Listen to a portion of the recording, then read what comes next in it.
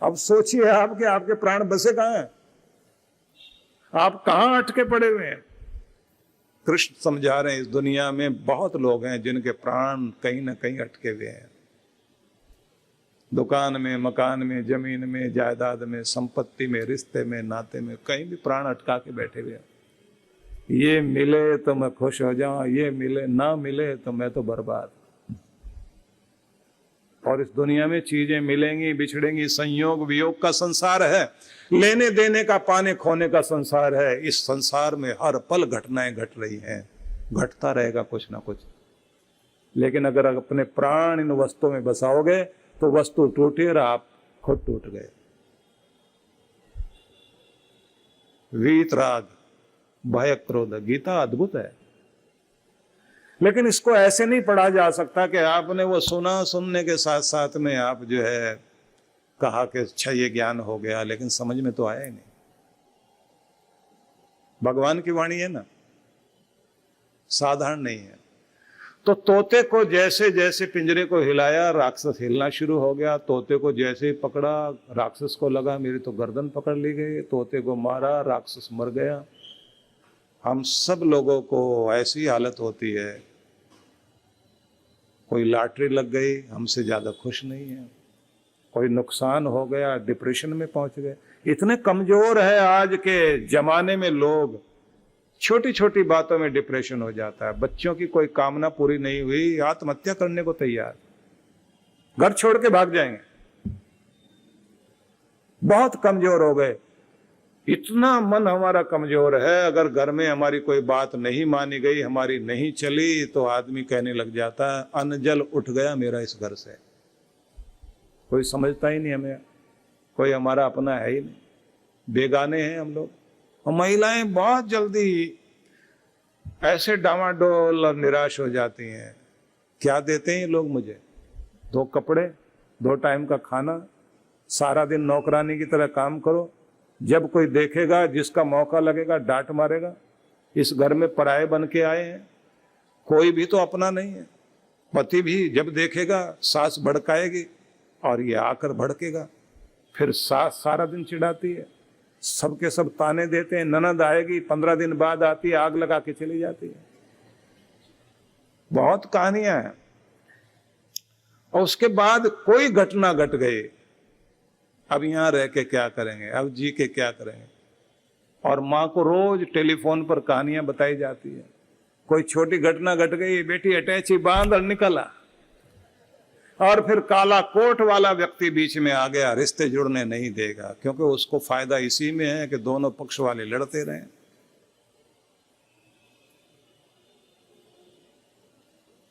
आप सोचिए हम कितने कमजोर बने बैठे हैं। और इसका परिणाम यह है कि हम पूरी जिंदगी को ऐसे दुख में बिता देते हैं। सोचिए कि अगर सही रिश्ता ना बने तो 60% परेशानी तो रिश्ते के कारण ही होती है। चलिए, जैसा रिश्ता जुड़ गया अगर निभाना आ जाए तो ये बात सही है कि खराब को भी अच्छा बनाया जा सकता है। कुछ लोग अच्छे को भी खराब बना लेते हैं, लेकिन किसी की प्रेरणा तो हो, कोई तो समझाए। कभी कभी तो जुड़ने से पहले रिश्ता खराब करने वाले मिल जाते हैं। कार्ड बांट रहे थे शादी का, लड़के की दादी माँ, माता पिता वैन में बैठे हो, लड़का कार चला रहा है, कार्ड बांटते हुए जा रहे हैं। सारे कार्ड बट गए थे, कुछ खास खास लोगों के पास खुद ही जाना था उनको। अब एक्सीडेंट हो गया, गाड़ी पलट गई, दादी की मौत हो गई। अब बहम डालने वाले मिल गए, ऐसी लड़की घर में आ रही है, आते ही एक की तो मौत हो गई। अब पता नहीं आगे क्या होगा। पंडित के पास में चले गए, वो भी कोई ऐसा ही ज्ञानी मिल गया। उसने कहा ये तो बहुत अच्छा हो गया, टाइम से संभल गए, अभी पता लग गया, नहीं तो पता नहीं क्या होने वाला, कैसा पांव पड़ा है घर में। अभी तो वो आए भी नहीं, छाया ही पड़ी है अभी तो। अब वो आ गए मेरे पास, आते ही बोले जी क्या करें। मैंने कहा शादी करो। नहीं नहीं, ये बहम तो पूरी जिंदगी रह जाएगा। अभी तो वो आई भी नहीं, छाया पड़ी है, मौत हो गई घर में। मैंने कहा उसका रिश्ता किसके साथ जुड़ रहा है? बोले लड़के के साथ। मैंने कहा गाड़ी कौन चला रहा था? बोले लड़का। मैंने कहा लड़के को खरोंच आई? बोले बिल्कुल नहीं। मैंने कहा उसने अपना सुहाग बचा लिया, नहीं तो कोई भी बचने वाला नहीं। हाँ ऐसा भी होता है। मैंने कहा ऐसा ही होता है। नहीं, वो पंडित तो ऐसे कह रहा था। मैंने कहा उसको तो ये समझ आ रहा था ना कि आप डर रहे हो तो डराओ। नहीं, पर अगर कुछ गलत हो गया, मैंने कहा गारंटी मेरी है। अब 12 साल के बाद वो लोग मुझे मिले अपने बच्चों के साथ में, और उसके बाद वो पति कहता है ये वही है एक्सीडेंट वाले। मैंने कहा ये वही नहीं है, ये वो है जो एक्सीडेंट से बचाने वाली है। आपके सोचने का ढंग गलत है। नहीं, मैं तो मजाक कर रहा हूं। मैंने कहा मजाक भी ढंग से करो, दिमाग में गलत चीजें बैठा लोगे ना। आपके मस्तिष्क को किस तरह से कौन ट्रेंड कर देगा। नहीं, लड़की मंगली है, हमें तो पता भी नहीं था। मैंने कहा मंगली है, दंगली तो नहीं है ना? नहीं, तब से झगड़ा तो नहीं है हमारे घर में। बहुत बहुत विचित्र बातें दिमाग में। और कमाल की बात है, सारी हिंदुओं के लिए ही है। ना तो सिख का कुछ बिगड़ता, कोई राहु केतु उनका नहीं बिगाड़ते, ना क्रिश्चियन का बिगाड़ते, ना मुस्लिम का बिगाड़ते। सारे के सारे ग्रह नक्षत्र हिंदू के पीछे पड़े हुए हैं। कमाल की बात है। और उसमें भी महिलाओं के पीछे पड़े हुए हैं। भाई ज्योतिष शास्त्र को मानो जरूर, लेकिन इतने अंधे भक्त तो मत हो जाओ कि हर समय डरे रहो कि सारे के सारे ग्रह नक्षत्र आपके पीछे हैं। अगर परमात्मा का नाम आपकी जबान पर है और गुरु का आशीर्वाद आपके सिर पर है, कुछ नहीं बिगड़ने वाला है। सुरक्षित रहोगे, सुरक्षित। गुरु को तो डर निकालना ही पड़ेगा। नहीं निकालेंगे तो ये बुद्धि, ये तो कुछ भी शंका करेगी। और हम शंका में आ जाएं तो फिर 2-3 घटनाएं घट जाएं, उसके बाद तो दिमाग में ऐसी बात बैठ जाती है कि अब तो कुछ बुरा ही बुरा होगा। तो मैं निवेदन करना चाहता हूं, एक तरीका है जिसके द्वारा आप अपने आप को सहज शांत करते हैं। एक तो अच्छे विचार जो शक्ति दें, और ये विचार अगर प्रबल हैं, अपनी भक्ति का सहारा लेकर सत्यवान को सावित्री जैसे जीवित अवस्था में वापस लेकर आई, अपने सुहाग को बचाया। जैसे उर्मिला ने 14 साल बैठ करके महलों में तप किया, जिसका परिणाम ये था कि उसका लक्ष्मण सुरक्षित वापस आया। और जब लक्ष्मण वापस आया, चरण धोने के लिए दरवाजे पर गई है उर्मिला, हाथ में लोटा पकड़ा हुआ, गड़बी पकड़ी हुई है। पानी डालना चाहती है लेकिन पानी तो गिरा ही नहीं, आंख से आंसू बरसने लगे। सबने बोलना शुरू किया, आज क्यों रोती है पगली, आज तो मुस्कुराने का दिन है, तेरा भाग जागा है, तेरा सुहाग आया है। 14 साल के बाद कौशल्या माता आगे आती है और सिर पर हाथ रखकर कहती है, रो लेने दो इस बच्ची को। 14 साल के आंसू रुके हुए हैं। ये एक एक दिन तपस्या की है कि मेरा सुहाग सेवा और तप करने के लिए गया है। अपनी सेवा में, अपने धर्म में, अपनी मर्यादा में खरा उतरे और सुरक्षित वापस आए। उसकी तपस्या ने उसके सुहाग को भी बचाया है। आज जल से नहीं, आंसुओं के जल के द्वारा अपने पति के पांव धोना चाहती है। इसे धोने दो। और जब आंख से आंसू बरस रहे थे तो दुखी नहीं थी, चेहरे पर मुस्कुराहट है, अंदर का सब कुछ दर्द आंसू में निकल गया। मैं कहना चाहता हूं, कुछ भी भाग्य हो, आपकी भक्ति, आपकी तपस्या वो कुछ कर सकती है जिसकी संभावना भी नहीं लगती। असंभव भी संभव हो जाता है। इसलिए अपने नियम अच्छे से पकड़ो। गुरु आपको नियम देता है, नियम में बांधता है। और गुरु आपके अंदर विचार शक्ति देता है, मंत्र शक्ति देता है, जिस मंत्र शक्ति के सहारे आपका मनोबल ऊंचा होता है। तो आप हर दिन, जैसे दिन की शुरुआत होती है, स्नान आदि करने के बाद अपने मंदिर में बैठिए। पहले तो प्रणाम करना आना चाहिए आपको, भगवान को प्रणाम करें। तो प्रणाम करने का भी नियम यह है कि भगवान की कृपाओं को याद करके सिर झुकाओ, और सिर झुकाते समय महसूस करो कि मेरे प्यारे का दर है ये। झुको ए हजरत तालिब, दर हबीब है ये मेरे प्यारे का दर है। झुको ए हजरत तालिब, दर हबीब है ये, यही है वो दर जहां सर झुकाए जाते हैं। और सिर झुकाकर प्रणाम करना, आभार व्यक्त करना, मांगता नहीं आया, धन्यवाद करने वाला तेरा बच्चा तेरे दरवाजे पर आया है, तेरी कृपाओं के लिए धन्यवाद करने के लिए। और जब आसन पर बैठो, गुणगान करो, स्तुति करो उसके महिमा का गुणगान करो। तू दयालु है, तू कृपालु है, तू क्षमाशील, तू पतित पावन, तू सबका दाता, तू सबका सखा, सबका साथी, तुझसे बढ़कर सगा कोई नहीं। हे मेरे प्यारे, तेरी महिमा अनंत है, मैं तेरी शरण में हूँ, तेरा नाम लेकर तुझसे अपना हृदय जोड़ने चला हूँ। तो आप उसकी स्तुति करिए थोड़ी देर, फिर नाम जपते जपते अपना हृदय भगवान से जोड़िए।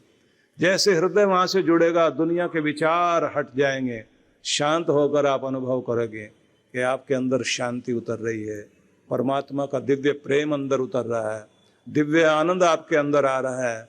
आप ऐसे खिल रहे हैं जैसे सुबह सुबह फूल सूरज की किरणों के साथ साथ खिलते हैं, ऐसे आपका रोमा रोमा खिलने लग जाता है। उसी स्थिति में बैठे बैठे आनंद मग्न होते चले जाएं। जैसे आनंद मग्न होते हैं, आपकी बुद्धि स्थिर होनी शुरू होती है, चित्त संभलता है, मन संतुलित होता है, आप सहज शांत एकाग्र होकर बैठे हुए हैं। उस अवस्था में जब आप उठकर चलते हैं तो आपका व्यवहार भी बदल जाता है। बहुत शांति में, बहुत प्रेम में आप जा रहे हैं, ऐसे जैसे आज दुनिया की सारी खुशियां प्राप्त हो गई। वो रूप होता है कि आप खजाना लेकर आए हैं भगवान का, तब स्थित प्रज्ञ वाली स्थिति में आप होते हैं। भगवान अर्जुन को समझा रहे हैं कि ऐसा व्यक्ति जिसकी बुद्धि स्थित हो गई है, मतलब अपने आपे में है, जो भक्ति में बैठता है, समाधि का आनंद लेता है, जो इस माया जाल से ऊपर उठ चुका है। माया जाल समझ लीजिए, इस पूरी दुनिया में परमात्मा के वो माया जाल काम करता है। जैसे पृथ्वी में आकर्षण शक्ति है, ऐसे माया में भी अपनी आकर्षण शक्ति है।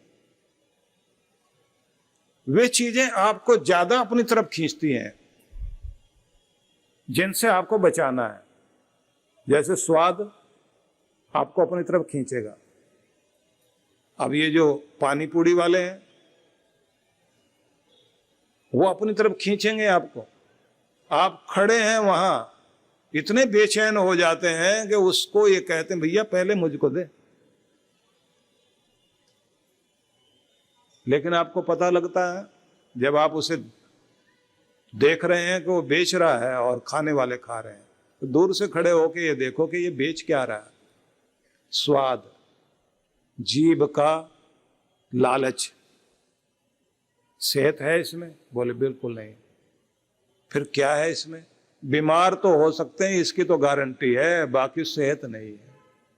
तो आप अपने आप को रोकोगे और आप क्या कहोगे? यही है माया जाल, जो आदमी को ललचाता है और फंसाता है। वो जितनी भी चीजें दुनिया की, ये तो एक उदाहरण दिया मैंने, जितनी भी चीजें आपको दुनिया के आकर्षण की हैं, जो बांधती हैं लेकिन सही नहीं है, जहां आपके विवेक की परीक्षा होती है, जब आप उससे बाहर निकलते हैं तो पता लगता है अब आप समझदार हुए हैं। आप वहां खर्च करने लग जाते हैं। मॉल में गए, जरूरत है भी नहीं, खरीदते जा रहे हैं। खरीदने में मजा बहुत आता है। और जब वहां से लौटते हैं कोई पूछता है किधर गए थे, शॉपिंग के लिए गए थे। शॉपिंग शॉपिंग शॉपिंग कहते हैं, बड़ा मजा आता है। और वो जो बैग वैग तरह तरह के लटकाए हुए होते हैं, ब्रांडेड चीजें हाथ में लेके आ, और साथ में पूछने वाला, ओहो बहुत अच्छी अच्छी चीजें लाए हो। घर में आके आदमी कहता है इसकी तो जरूरत ही नहीं थी, क्यों खरीद लिया, पैसे भी खराब कर लिए। रोज नई नई डिजाइन की चीजें आती रहेंगी, ललचाती रहेंगी, लेकिन आदमी के विवेक की परीक्षा होगी, समझदारी की, जरूरत थी या नहीं। बड़ी मेहनत से कमाया था, ना समझी से खर्च कर लिया।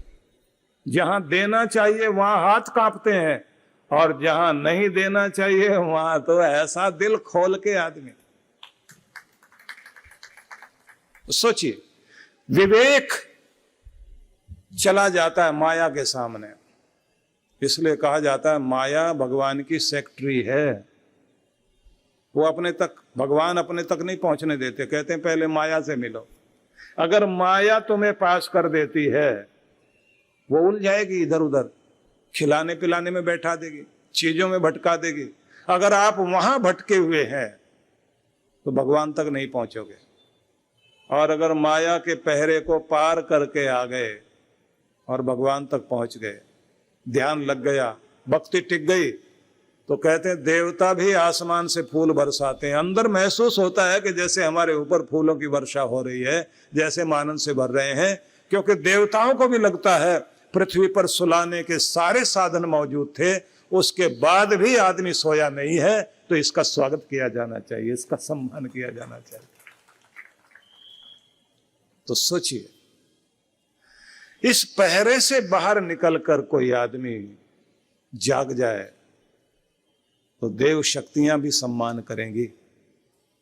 कृष्ण समझा रहे हैं, दुख आए उद्विग्न नहीं होना, बेचैन नहीं होना, व्याकुल नहीं होना, और सुख आए तृष्णा न भर जाए इतनी, रात दिन वही सपने देखते बेचैन होते घूम रहे हैं। वीतराग भय क्रोध, राग रहित हो जाए। मतलब तुम्हारी जो अटैचमेंट चीजों में है, जो मैंने आपसे कहा था ना कि राक्षस के प्राण बसे थे तोते में, तो आप भी सोचिए आपके प्राण कहां बसे हुए हैं। अगर आपके प्राण किसी वस्तु में बसे हुए हैं और उसका नुकसान हो जाए तो फिर आदमी सिर पकड़ के बैठ जाता है। इस दुनिया में यहाँ आदमी पाएगा भी, खोएगा भी, हार भी, जीत भी, ये तो चलेगी, लेकिन अपने आप को इतना कमजोर मत बनाओ कि वस्तु के साथ आप भी टूट जाएं। वस्तु टूट जाए, लेकिन खुद को टूटने मत देना, बस इतना मजबूत अपने आप को बनाना है।